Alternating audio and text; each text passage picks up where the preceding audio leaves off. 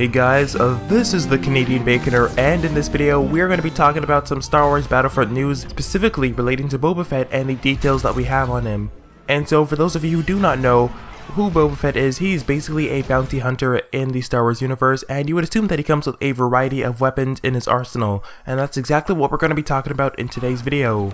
And so basically what Boba Fett has equipped is his classic EE3 carbine rifle that is basically meant to snipe people at medium range. He also has his classic jetpack that allows him to get from point A to point B really quickly and relatively out of sight of the enemies, but that might change in the future. And now what DICE has done is actually gone ahead past the movies and actually created their own weapons that they feel like would make more sense in the Star Wars universe, as Boba Fett would go around as a hero character.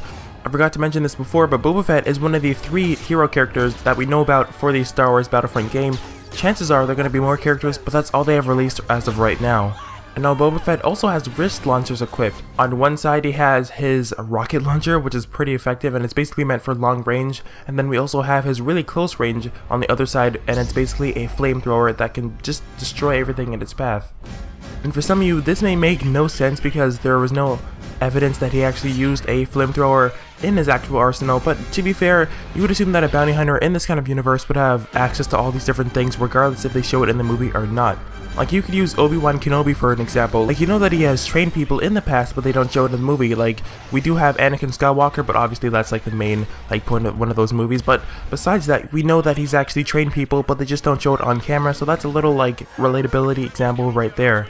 And now continuing with Boba Fett's arsenal, he also has a disintegrator pistol. Now I'm gonna assume this is gonna be one of those like really, I don't know, like powerhouse weapons. It just sounds cool in concept. But like I said before, we also have the flamethrower, the rocket launchers. We also have dart launchers, which I'm gonna assume is gonna release some kind of poison or something like that. And then he even has lasers. And now all of this, in my opinion, seems like it's a bit much, right?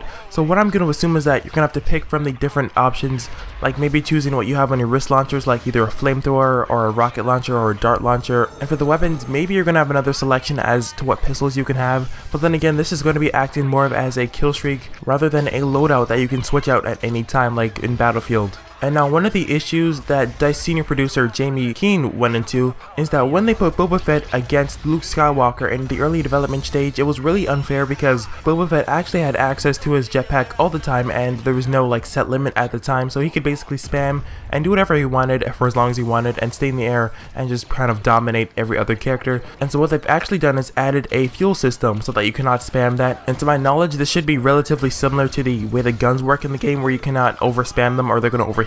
And it's a lot better than having something that's completely broken in the game, especially at the launch. Like, we don't want this to turn into another Battlefield 4, because for those of you who don't know, the Battlefield 4 release launch was pretty awful compared to anything that I've seen, and I don't know, that kind of just hurt a little bit.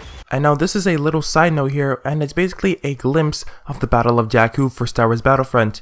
And now this picture right here looks really awesome, and I really hope this is what the gameplay can actually look like if they were to capture it in one single scene. You guys can obviously see the giant Star Destroyer in the background, and that thing's like absolutely massive. You see the engines are still going a little bit. You can see AT-STs, AT-ATs. You can also see troopers on the ground as well as starships going back and forth, so there's just a lot going on in this actual picture. And now the actual caption for this picture says, "As debris from showers above shower the desert ground, the feeling of chaos is intensifying.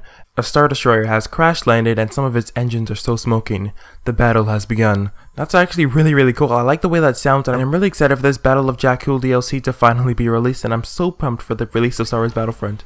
But that's actually going to do it for today's video. If you guys enjoyed, feel free to give this video a like and subscribe to this channel if you're not subscribed already. If you guys did not enjoy this video, tell me why in the comment section below, as I'm always open to constructive criticism. And don't forget to share it to your friends on Facebook and Twitter. The links are down below in the description. But as always, thank you guys for checking out this video, and this has been the Canadian Baconer. Stay crispy, and I will see you in the next video. Peace.